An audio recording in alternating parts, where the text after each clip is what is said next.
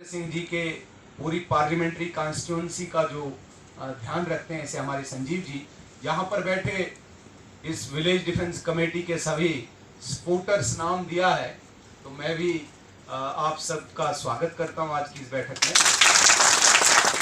अपनी बात शुरू करने से पहले मैं आप सबको आज इस कृष्ण जन्माष्टमी के पावन अवसर पे आप सबको शुभकामनाएं देता हूं और भगवान श्री कृष्ण से प्रार्थना करता हूं कि भारतवर्ष फले फूले। आप जो जांबाज इन पहाड़ियों के हो, जिन्होंने मातृभूमि की रक्षा के लिए तब से लेके आज तक एक युद्ध लड़ा है, आपके लिए भी मैं कामना करता हूं कि आपका स्वास्थ्य अच्छा रहे, आपका परिवार फले फूले। क्योंकि ये एक बैठक, ये एक मीटिंग है, ये कोई जलसा नहीं है जिसमें मैंने आम लोग बुलाए और मैं भाषण करूंगा और निकल जाऊंगा। नहीं, इसमें विचारों का आदान प्रदान होता है। आपके जो विचार हैं, मेरे जो विचार हैं, आप मुझे सुनाएं, मैं आपको सुनाऊं, और विशेषकर जो समस्याएं हैं उन समस्याओं के बारे में आदान प्रदान होगा, तो इसे एक बैठक कहेंगे हम। लेकिन साथियों, मैंने माइक इसलिए खुद पकड़ा क्योंकि बड़े लंबे समय से विलेज डिफेंस कमेटी के जो सदस्य हैं वो एक लड़ाई लड़ रहे हैं।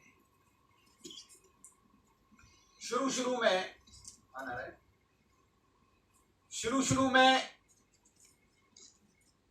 मैंने सारा बसंतराज जी पे रखा। मैं किसी और काम में व्यस्त था, इसलिए मैं ज्यादा टाइम दे नहीं पाया, समय दे नहीं पाया, तो चीजें काफी डगमगा भी गई। बीच में एक बार काफी गुस्से में ठाकुर साहब मेरे घर आए, इवन कि इनके आंसू भी बहे उस दिन। मुझे बड़ा फील हुआ कि यदि हमारी विलेज डिफेंस कमेटी के लोग, सदस्य इतनी समस्याओं से जूझ रहे हैं, अभी कुछ न कुछ हमें करना चाहिए।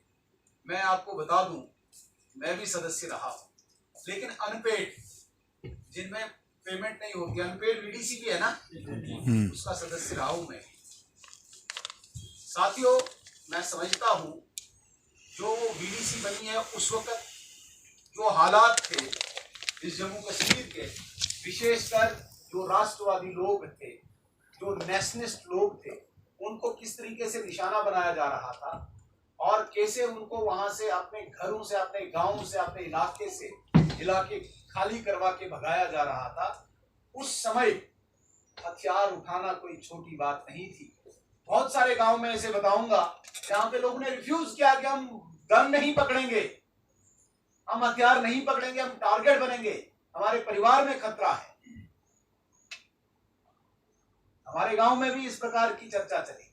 हमने कहा नहीं, हम हैं यहाँ पे, हम पकड़ेंगे, जब हम पकड़ेंगे बाकी भी पकड़ेंगे। ऐसा ही था ना तब? जी। और आज काफी गांव ऐसे हैं जो रह गए तब।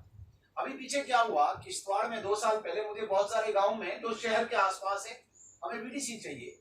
मैंने कहा क्यों? कहते नहीं, हमें खतरा है। मैंने कहा ऐसे 20 साल पहले तो दे रहे थे, तब सबने बोला नहीं हम ठीक है, हालांकि बाद में दी गई उनको, लेकिन रिफ्यूज कर रहे थे, ले नहीं रहे थे।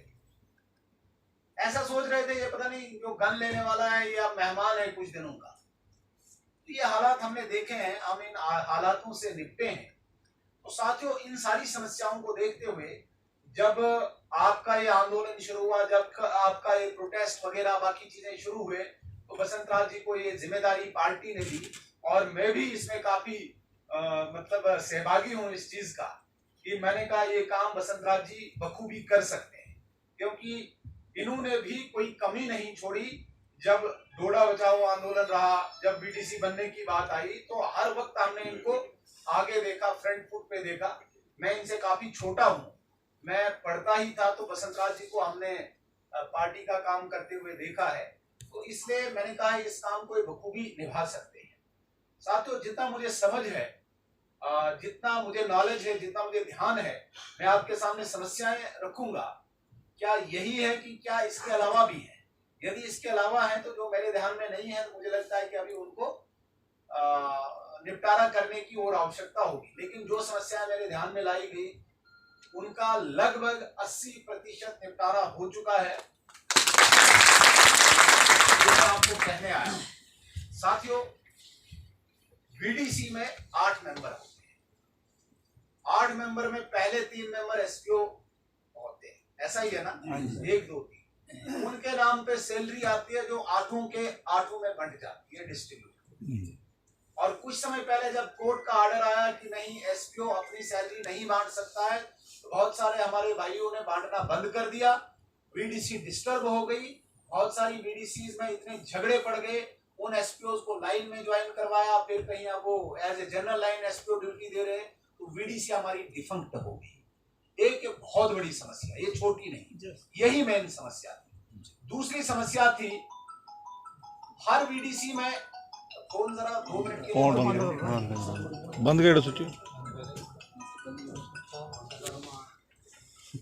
स्विच बंद कर। ये तो अच्छा नहीं, पहले मैं भूमिका रखूंगा फिर आपसे बात सुनूंगा। ये समस्या बहुत ही गहरी समस्या थी कि जो एसपीओ कोर्ट का ऑर्डर लेके बाकी सदस्यों में सैलरी नहीं बांटते थे, जिस वजह से सारी बीडीसी डिफंक्ट हो चुकी, परेशानी काफी बढ़ चुकी थी। ये हमारे लिए बहुत बड़ी समस्या खड़ी हो चुकी थी। इसके अलावा दूसरी समस्या, हर बीडीसी में 3 एसपीओ जो होते हैं, किसी की डेथ हुई है, वो वैकेंसी खाली है, कोई नौकरी लग गया, किसी ने छोड़ दी, तो इस वजह से बहुत सारी बीडीसी में कहीं पे 1 रहा, कहीं पे कोई नहीं रहा, कहीं पे 2 रहे, लेकिन उन वैकेंसीज को एडमिनिस्ट्रेशन फिल नहीं कर रही थी। ये दूसरी समस्या थी। और तीसरी समस्या थी कि जो 60 साल जिनकी उम्र होगी उनको टर्मिनेट किया जाए, उनको मतलब डिसऑनर किया जाए। और वहां पे जो पहले एक प्रक्रिया थी कि किसी बीडीसी मेंबर को अगर भर्ती करना होता था तो वही 7-8 लोग तस्दीक अपनी देके गांव में साइन करवा के वो उस घर में या दूसरे घर में जहां पे भी उनकी इच्छा होती वो करवाते थे, वो भी खत्म हो चुका था। और चौथी सबसे बड़ी समस्या जो अनपेड बीडीसीज हैं उनकी सैलरी का था। साथियों, जब हमारी पहले मीटिंग हुई यहाँ इसी हाल में या नीचे हाल में, आप लोगों ने मेरे जिम्मे ये काम लगाया, तो मेरी तुरंत श्रीनगर में एलजी महोदय से मुलाकात हुई। उसके बाद डीजीपी साहब से बात हुई। मैंने उनको 2 समस्याएं तुरंत हल करने के लिए डिमांड की। एक समस्या, जो वैकेंसीज खाली हैं उनको फिलअप करने की, और जिनको डिसएंगेज कर रहे हैं उनको रोकने की। और दूसरी समस्या, जो सैलरी डिस्ट्रीब्यूट होनी चाहिए, एसपीओ जो दे नहीं रहे हैं उनको इक्वली डिस्ट्रीब्यूट करने के लिए मैंने उनसे डिमांड की।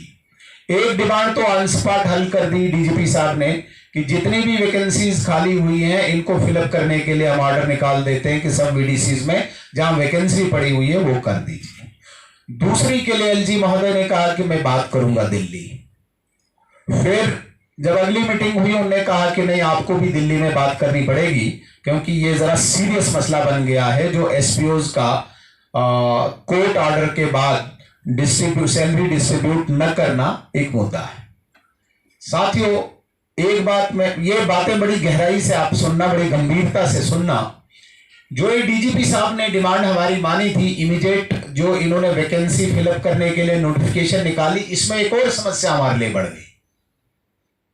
इन्होंने जनरल लाइन एसपीओ के लिए जो रिक्वायरमेंट होती है, क्वालिफिकेशन 10वीं पास चाहिए, 28 साल से कम चाहिए, 5 फुट 6 इंच चाहिए, इस प्रकार की फॉर्मेलिटीज बहुत सारे गांव में हमें मिलने नहीं लगी।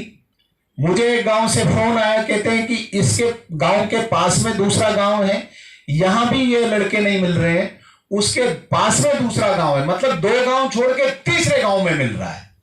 अब यहां पे ड्यूटी देनी है बीडीसी वाले ने, 3 किलोमीटर दूसरा लड़का मिल रहा है, उनको 10वीं पास, 28 साल से कम और 5 फुट 6 इंच वाला, वो कैसे बीडीसी चल सकती है? इम्पॉसिबल।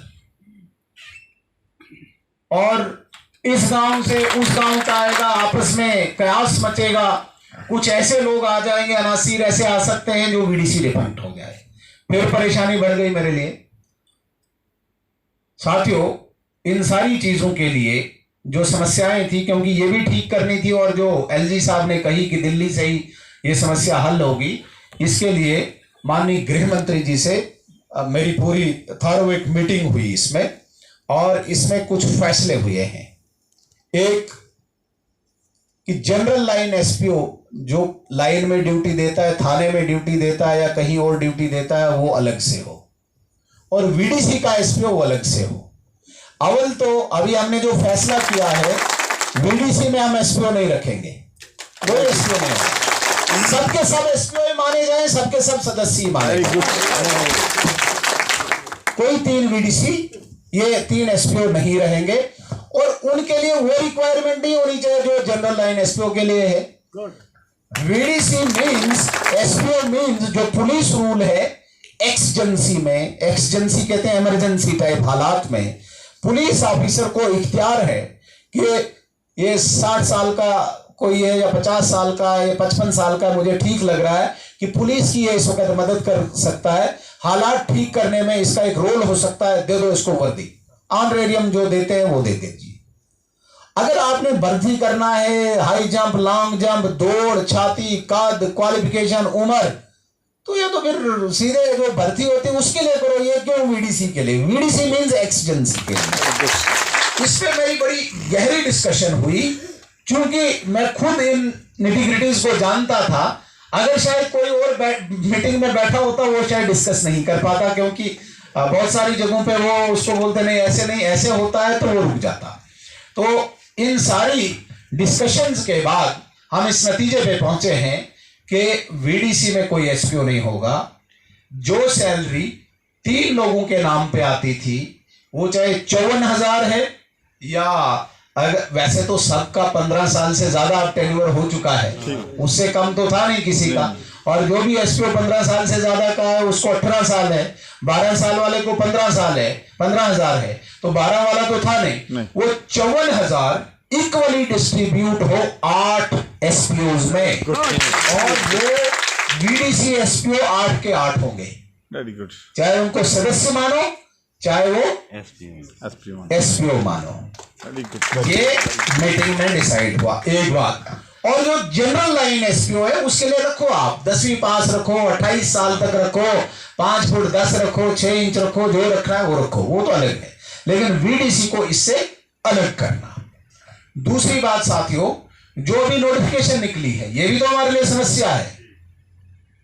अगर सिर्फ डोडा जिला की बात करें, रामबन किश्तवाड़ की बात नहीं करता हूं, 450 वीडीसी एसपीओ लगने वाले हैं, है ना? और इस पूरे खित्ते में 700-800 एसपीओ लगने वाले हैं, और इनमें वही समस्या बढ़ रही है, 2 गांव छोड़ के तीसरे गांव का लड़का मिल रहा है, कहीं पे मिल ही नहीं रहा है। तो इसको भी अभी रोक लिया है हमने, जब तक इस पर डिसीजन आ जाए।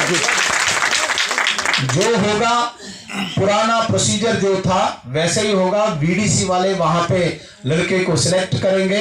अभी तक इस पे डिसीजन नहीं आया क्वालिफिकेशन का, लेकिन हम इसी पे जोर दे रहे हैं, यही करना है, क्योंकि आपका जो मसला हल होने वाला है 15 दिन के अंदर होने वाला है। इसलिए 15 दिनों से पहले मैं आपके साथ बैठने वाला था, मैंने कहा आपको ये बात बताऊं, हाँ, आप में से आपके नुमाइंदे 3 या 4 तारीख को मेरे साथ श्रीनगर आएंगे।